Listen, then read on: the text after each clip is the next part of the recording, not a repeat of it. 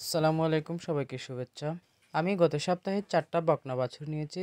4টার মধ্যে একটা বাড়িতে রেখে দেওয়ার প্ল্যান আছে, বাকিগুলা বিক্রি করে দেব। সময় বেশি দিন নেই, তো কৃমিনাশক ওষুধ দিয়েছি, তারপর লিভার টনিক না খাইয়ে ইঞ্জেকশন দিচ্ছি।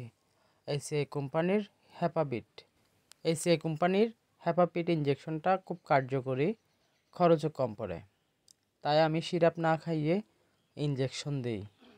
খামারের সফলতা নির্ভর করে একজন খামারির উপর, তার দায়িত্বশীলতা তাকে সফল করে তুলবে।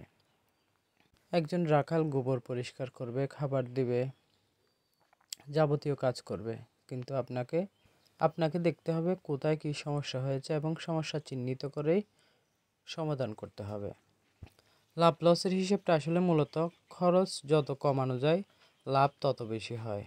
প্রয়োজনের তুলনায় খরচ বেড়ে গেলে লাভের পরিমাণ কমে আসে, এমনকি লসের সম্ভাবনা থাকে।